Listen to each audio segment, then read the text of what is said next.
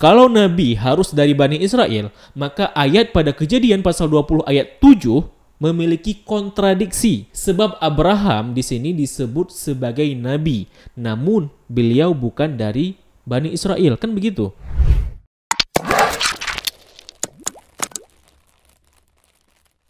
Assalamualaikum warahmatullahi wabarakatuh. Kembali lagi bersama saya Zulfan Afdillah di channel Rabbanians ID. Pada kesempatan kali ini kita akan melanjutkan video sebelumnya untuk part kedua dari video membahas dan merangkum mengenai debat live antara Bang Ariesto dan Bang Luga Tambunan pada malam Kamis tanggal 2 Desember kemarin di channel Rabbanians ID dengan tema Adakah Nubuatan Nabi Muhammad dalam Alkitab Bible. Nah, video ini dibuat tujuannya untuk membahas dan merangkum debat live lintas keyakinan antara Bang Ariesto dan Bang Luga di channel Rabbanians ID. Namun bukan untuk menyerang maupun menyudutkan keyakinan tertentu.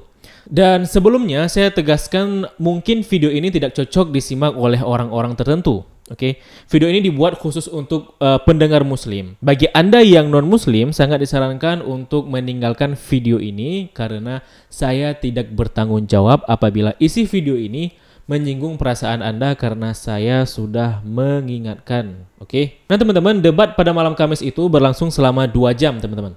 Ya, buat kalian yang mau menonton gimana serunya berjalan debat pada malam itu, kalian dapat klik link yang ada di sini, oke?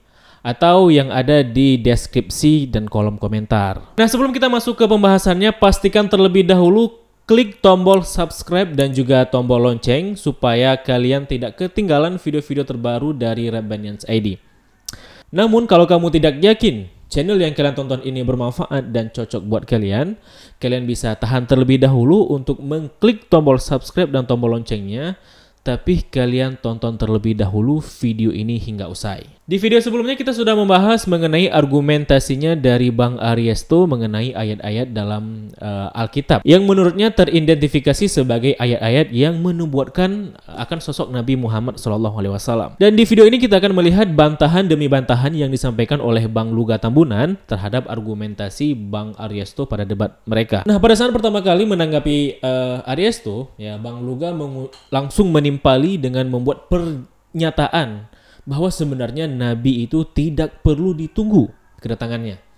Karena Nabi adalah seorang kacung Tuhan, yakni pembantu Tuhan, sehingga tidak perlu ditunggu kedatangannya. Nah, menurutnya yang harus ditunggu kedatangan itu adalah sang raja, ya, bukan sang Nabi.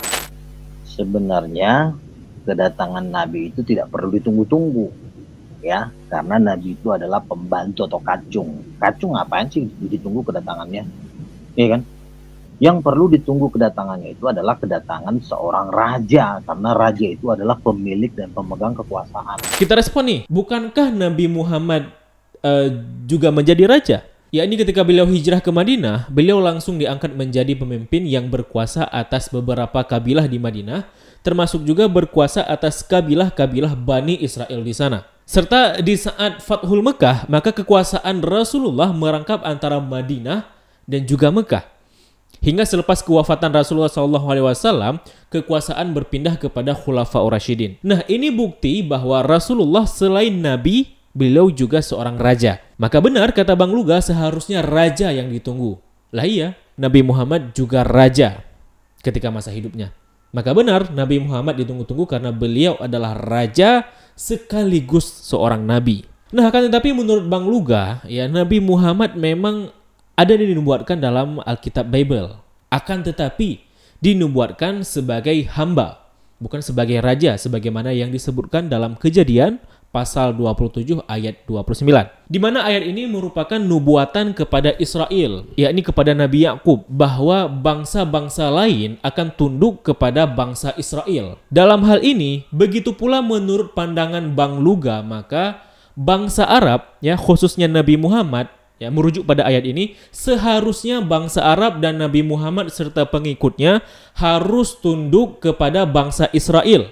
Karena begitu bunyi nubuatnya. Nah, Muhammad di dalam Alkitab itu ada dinubuatkan, tetapi dinubuatkannya bukan sebagai raja, tapi sebagai hamba. Dikatakan di dalam Kejadian 27, ini nubuatan Tuhan terhadap Israel. Saya bacakan, bangsa-bangsa akan takluk kepadamu dan suku-suku bangsa akan sujud kepadamu. Jadilah Tuhan atas saudara-saudaramu dan anak-anak ibumu akan sujud kepadamu. Jadi Muhammad itu kelahirannya sudah ditentukan untuk sujud dan menghambakan diri kepada Israel. Jadi menurutnya seharusnya Nabi Muhammad tunduk, patuh, dan menyembah kepada Bani Israel. Karena begitu bunyi nubuat dalam ayat tadi. Nah, menurutnya Nabi Muhammad SAW nanti akan menghamba kepada kaum Israel. Karena nubuatnya Nabi Muhammad hanya sebagai hamba, bukan raja, yakni hamba kepada Bani Israel. Nah, teman-teman, argumen ini secara empirik agak menggelikan.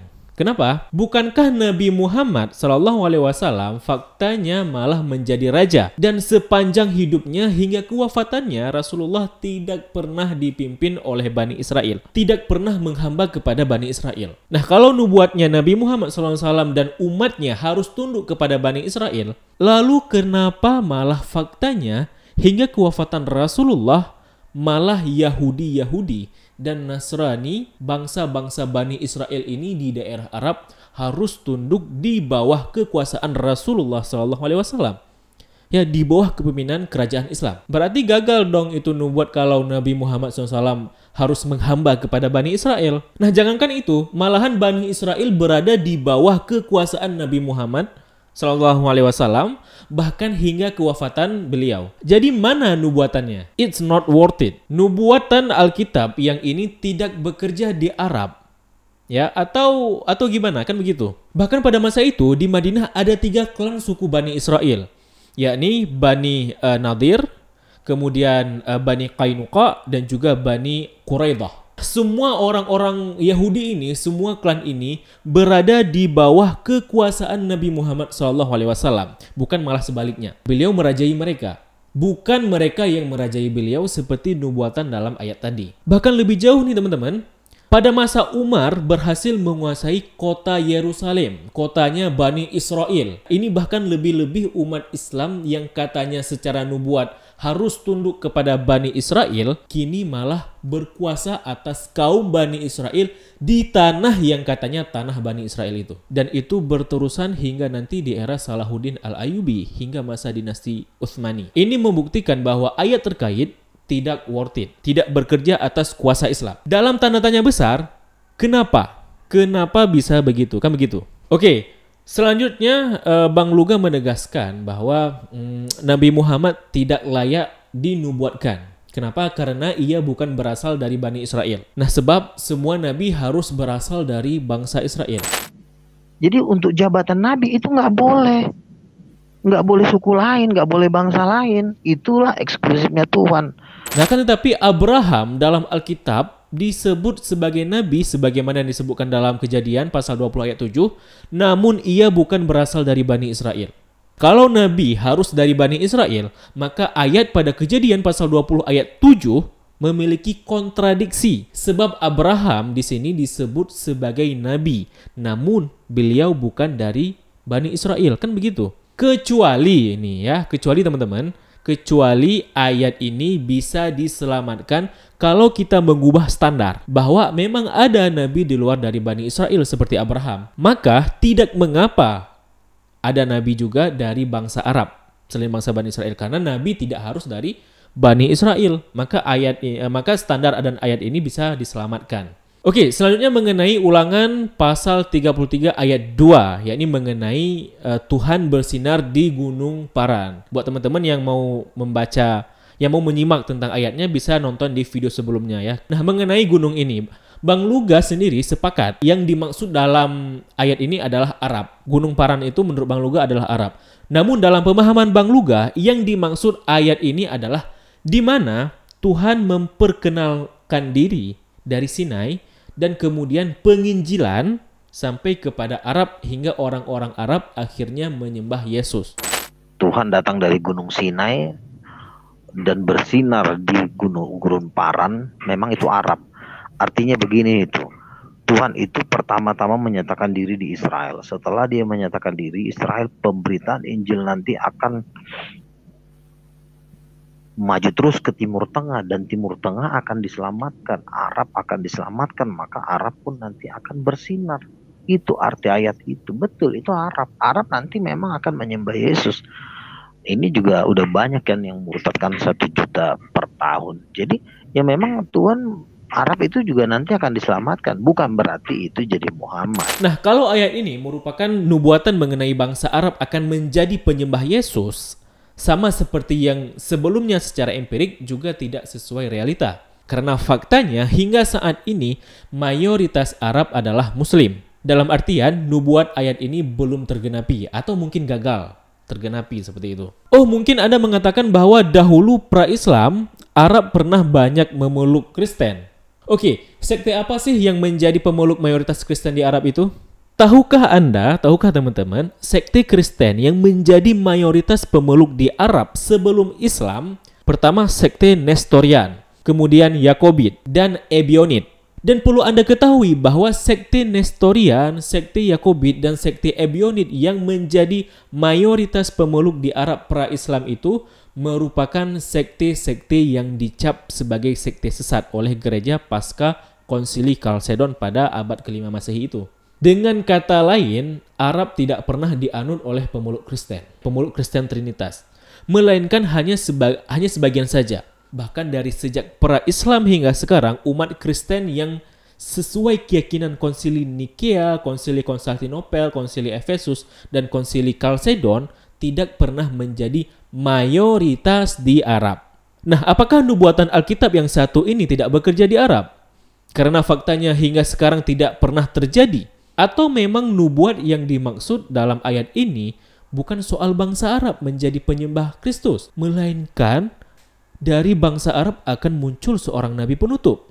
Apa mungkin seperti itu? Karena kalau yang dimaksud ayat ini bersinar di Gunung Paran, yakni Arab, adalah mengenai nubuatan seorang nabi, maka nubuatan ini telah tergenapi.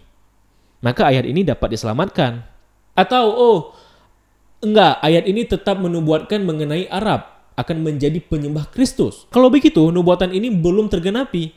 Dan ini menjadi PR bagi pemeluk Kristen untuk merealisasikan nubuat ini agar penduduk Arab menjadi penyembah Kristus sebelum turunnya Yesus kedua kali, atau konsekuensinya nubuat ini gagal terjadi.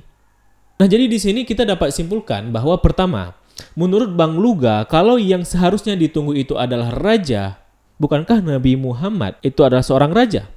Kedua, nubuat mengenai Nabi Muhammad harus tunduk dan menghamba kepada keturunan Bani Israel gagal terjadi karena hingga beliau wafat, beliau tidak pernah berada di bawah kekuasaan Bani Israel. Bahkan kaum Bani Israel di Arab sendiri berada di bawah kekuasaan dan berada di bawah kepemimpinan Rasulullah sebagai raja. Ketiga, kalau Nabi harus dari kalangan Bani Israel, maka Alkitab Bible memiliki kontradiksi dikarenakan dalam Bible sendiri, dalam Kejadian pasal 20 ayat 7, ada seorang Nabi yang bukan dari kalangan Bani Israel. Dan keempat, nubuatan bahwa Arab akan menjadi penyembah Yesus belum tergenapi sama sekali hingga sekarang.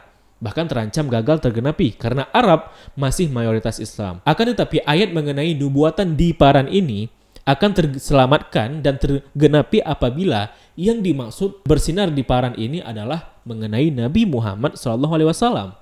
Nah, setidaknya ini beberapa tanggapan kita terhadap argumen Bang Luga Tambunan ketika membantah argumen Bang Aryasto, walaupun fakta-fakta tadi tidak disinggung oleh Bang Aryasto sendiri dalam debatnya. Ya, mungkin supaya agar pembahasan tidak keluar dari topik seperti itu. Tapi ada hal menarik nih teman-teman, ya, dari pertanyaan Bang Luga. Ya, ada pertanyaan menarik dari Bang Luga, yakni katanya, kenapa sih Allah tidak membangkitkan Nabi Muhammad SAW seperti membangkitkan Yesus ke sorga? Nah, mengenai pertanyaan-pertanyaan Bang Luga ini akan kita bahas di part berikutnya, yakni di part 3. Di edisi merangkum debat live antara Bang Aryasto dan Bang Luga di channel Rabbanians ID. Oleh karenanya, jangan lupa segera klik tombol subscribe dan juga tombol lonceng supaya mendapatkan notifikasi video berikutnya yang akan segera kita upload. Dan buat teman-teman yang ingin membaca bukunya karya Zakir Naik, ya, mengenai debat Islam versus non-Islam, dan juga karya Zakir Naik yang berjudul Mereka Bertanya, Islam Menjawab, silahkan japri saya, link ada di deskripsi video ataupun yang ada di kolom komentar. Karena dua buku ini sangat rekomendasi buat kalian yang suka membahas mengenai keyakinan lintas agama dan juga menjawab tuduhan-tuduhan dari non-muslim seperti itu. Oke, kalau video ini bermanfaat, jangan lupa klik like dan share apabila perlu banyak yang mengetahui fakta-fakta dari video ini. Dan bagaimana pendapat kalian? Tulis di kolom komentar. Terima kasih telah menyaksikan. Nantikan di video part berikutnya. Bila taufiq wal hidayah. Wassalamualaikum warahmatullahi wabarakatuh. Salam damai.